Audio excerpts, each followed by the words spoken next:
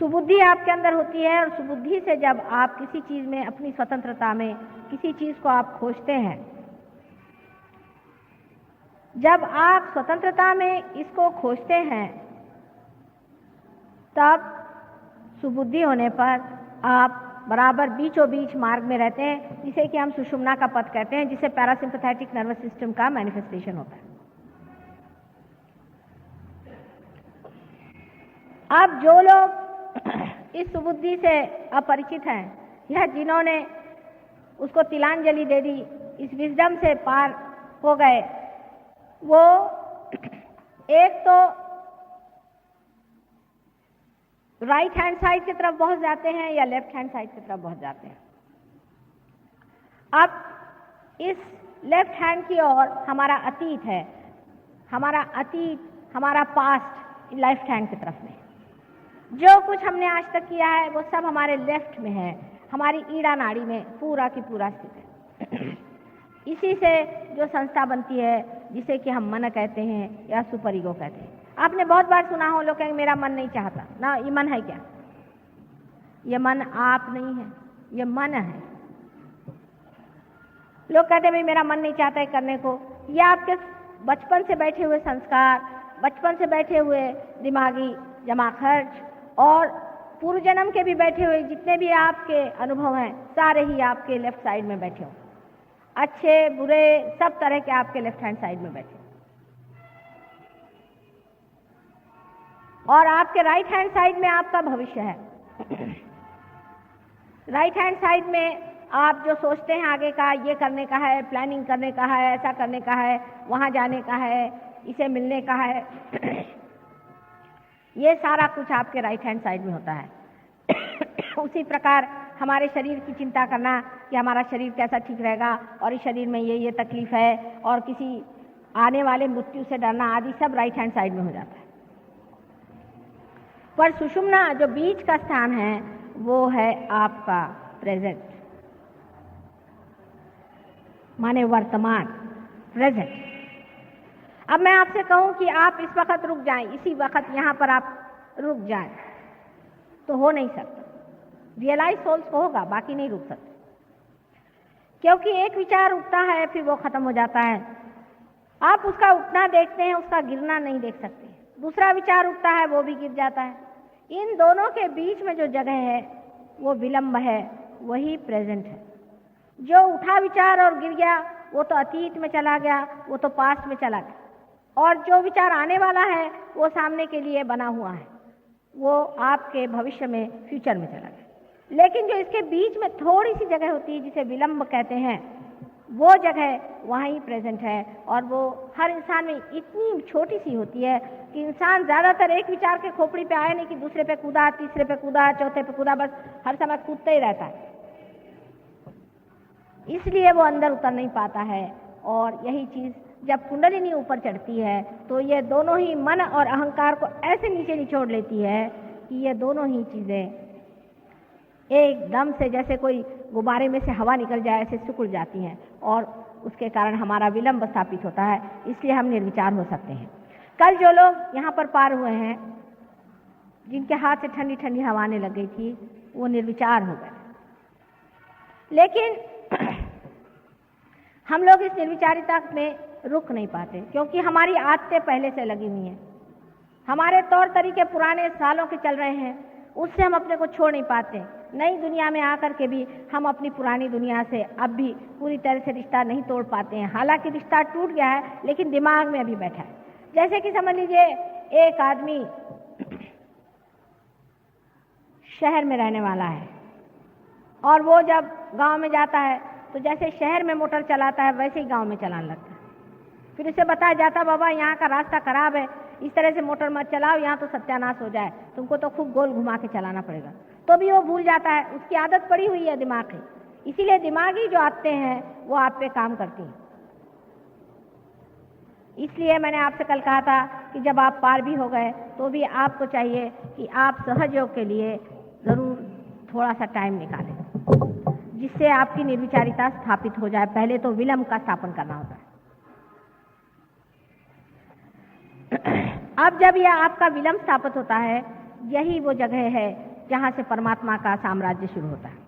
जैसे कि आप सोचिए कि चक्की का मुंह है, चक्की के मुंह में जब तक आप दाना नहीं देंगे वो पिस के नहीं निकलने वाला, ऊपर में आप डालिएगा इधर उधर फैल जाएगा। इसी तरह निर्विचारिता समझ लीजिए परमात्मा के साम्राज्य का मुख है, उसमें आप डाल दीजिए तो सारा ही कार्य हो करके उसका जैसा प्रोसेसिंग हो करके आपको तैयार काम मिलेगा। यानी इतनी प्रचंड शक्ति है परमात्मा की। क्या आपको कोई प्रश्न है? अभी यहाँ पर एक साहब आए हुए हैं, वो मॉरिशस के रहने वाले हैं, बहुत बड़े साइंटिस्ट हैं और उन्होंने डॉक्टरेट की, बहुत सालों से मेहनत करते रहे, उनकी डॉक्टरेट किसी तरह से पास नहीं कर रहे थे और विषय उन्होंने बड़ा सुंदर लिया था कि शराब का क्या असर होता है हमारे ऊपर। उसमें सहयोग के दृष्टि से भी बहुत विचार विनिमय हुआ लेकिन उनका माँ मैं तो हार गया इन लोगों से, ये तो मेरा देखते भी नहीं। मैंने कहा अच्छा तुम्हारा थीसिस तुम लेके आ जाओ।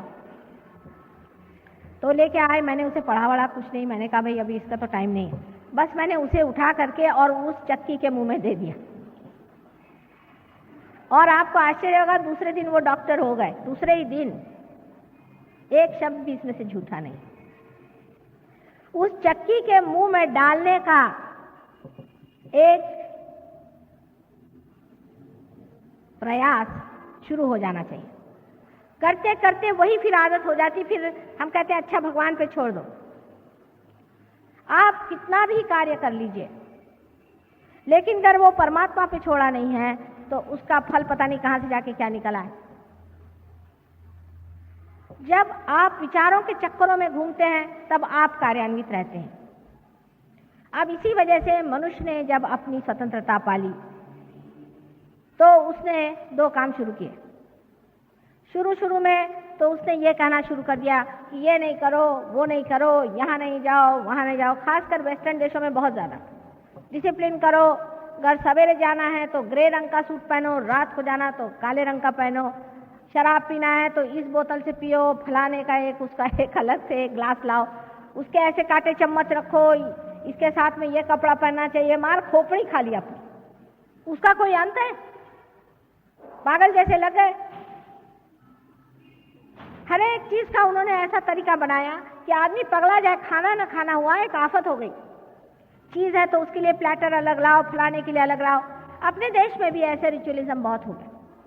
यानी परमात्मा की प्रार्थना करना, परमात्मा को अपने को समर्पित करना, ये छोड़ के उसके दुनिया भर के रिचुअलिज्म हमने निकाले और उसमें इतनी बेवकूफियां हमारे देश में भी हमने की है कि जिसकी कोई हद नहीं। उसका उदाहरण एक बताऊं कि जैसे कि संकष्टी होती है अपने यहाँ, जिस दिन श्री गणेश जी का जन्म हुआ है, उस दिन उपवास करना। अब ये बताइए आपके घर अगर बच्चा होगा तो उस दिन क्या आप उपवास करेंगे, सुतक रखेंगे? एक सीधा हिसाब बताइए। एक रीजनिंग लगाना चाहिए ना, आदमी को सोचना चाहिए क्या हम इस तरह से करेंगे? हमारे घर अगर बच्चा हुआ तो भाई हम शोर करेंगे, उस दिन ढोल बजाएंगे, लोगों को पेड़े खिलाएंगे, खूब मौज करेंगे, मेजबानी करेंगे। और श्री गणेश जब पैदा हुए तो उस दिन जा करके आप उपवास करें। ये इस तरह की अजीब अजीब चीजें। फिर ये कि मंदिरों में जाना, फिर मंदिर में ब्राह्मण बैठे हुए हैं, बड़े 420 हैं पक्के, मालूम है इनका कोई चरित्र नहीं, कुछ नहीं, जाके उनके सामने उनके पैर छूना। आपके पैर के धूल के बराबर भी नहीं है, पर वहां बैठे हैं मंदिर में तो उनके पैर छूना। फिर वो तीला लगाना और सवेरे 4 बजे उठ करके सबको परेशान करना, चीखना, चिल्लाना, धर्म के नाम पे हर तरह की परेशानी डालना। हर एक धर्म में, कौन सा धर्म ऐसा नहीं जिसमें तमाशे नहीं किए? जैन धर्म लो तो भगवान ने बचा रखे। जैन धर्म में जो जो तमाशे इन्होंने किए हैं भगवान ने बचा रखे। एक बड़े भारी जैनी मुनि मेरे पास आए, मैंने कहा भाई ये क्या कर रहे हो तुम लोग? कि उसके चंवर के हिलाने के पैसे दो और उसके पीछे में वो मूर्ति के पीछे में खड़े होने के पैसे दो, उसके पैसे दो, उसके पैसे दो। ये कोई तरीका है? जैसे वो शादी होती है, बारात में दूल्हा आता है तो उसके घोड़े के पैसे दो, उसके गाड़ी के पैसे दो। ऐसे भगवान के सब चीज के आप पैसे देते बैठे हुए हो। इस तरह की अजीब सजीब चीजें हमारे धर्म के नाम में बन गई। क्रिश्चियन धर्म में तो और भी सत्यानाश, कुछ पूछे ही नहीं। पहले आपको मालूम होगा कि पोप साहब ने वो निकाले थे परवाने, ये लो वो लो और परवाने करो। अभी भी वही चला, हर एक चीज में पैसा। जहां जाइए वहां पैसा लेना और इस तरह की चीजें करना। फिर आप जानते हैं नन्स बनाना, फिर उनके बाल कटवाना, फिर उनको हर तरह से उनके शरीर को तकलीफ देना। ये किसने बताया? अपने यहाँ भी बहुत है, कोई वो हो गए सन्यासी नहीं हो गए, कोई सन्यासी हो गए तो एक पैर से खड़े हुए हैं, कोई सर के बल खड़े हुए हैं। ये कोई परमात्मा को खुश करने का तरीका है? आप ही बताइए। अगर आपका बेटा आपके सामने ऐसा करे तो आप तो मर जाइएगा परेशानी से कि क्या पगला गए कि हुआ था इनको, ये ऐसा क्यों कर रहे हैं? किसने बताया आपको कि आप अपने को इतनी तकलीफ दीजिए, इतने परेशानी में डालिए, रात दिन यहाँ मुसलमानों में पकड़ के कोड़े मारो, चिल्लाओ, चिखो, ये किसने बताया? इस तरह के तमाशे रिलीजन के नाम में न जाने कितने अंट शंट बातें हो गई जिसकी कोई हद नहीं। तो उसका रिएक्शन हो गया, जब बेवकूफी हद तक पहुंच गई तो उसका रिएक्शन हो गया। साइकोलॉजिस्ट आए, वो अपने बड़े अक्लमंद समझते हैं, हमारे मराठी में कहते हैं उल्टावर से शहाणे। उन्होंने समझाना शुरू कर दिया कि साहब ये तो ठीक नहीं है, आप कंडीशनिंग कर रहे हो, कंडीशनिंग कर रहे हो, अपना सब व्यक्तित्व ही खत्म करे दे रहे हो, ये नहीं करो, वो नहीं करो, तुम्हारा लिबरेशन कैसा होगा? तुम सब इनहिबिटेड हो, तुम्हारे अंदर ये हालत खराब है, वो हालत खराब। चलो साहब, अब ये सवारी कर चुके, अब दूसरी सवारी शुरू हुई, अब दूसरी सवारी पे लग गए। एक तरफ से तो इन्होंने ऐसा विकृत मन तैयार कर लिया, धर्म के नाम पे, डिसिप्लिन के नाम पे, दुनिया भर की चीजें कर करके, और लोगों में इतनी विकृति आ गई, इतनी विकृति आ गई, बिल्कुल जिसको कहते हैं अनैसर्गिक, कृत्रिम, बिल्कुल आर्टिफिशियल चीजें आ गई। और दूसरी साइड में इन्होंने जो शुरू कर दिया कि साहब कुछ नहीं, किसी परवाह नहीं, भगवान नाम की चीज नहीं है, कोई नहीं, हमको कोई मतलब नहीं। 12 साल का बच्चा हो गया तो माँ बाप से कोई मतलब नहीं, माँ बाप भी छोटा बच्चा पैदा हो गया उसको दूसरे कमरे में डाल देंगे। औरतें फ्री हो गई, आदमी फ्री हो गया। भाई फ्री क्या हो रहे हो, किससे हो रहे हो? आप एक शरीर के अंग प्रत्यंग हैं, आप फ्री कैसे होंगे? जैसे मेरी उंगली इसमें से छटक के कह दे कि मैं फ्री हो गई, तो इसका क्या अर्थ निकलता है? ऐसे उंगली का जो मरी हुई उंगली है। फ्री तो आप तब होंगे जब उसको जानिएगा जिसके अंदर आप बसे हुए, उस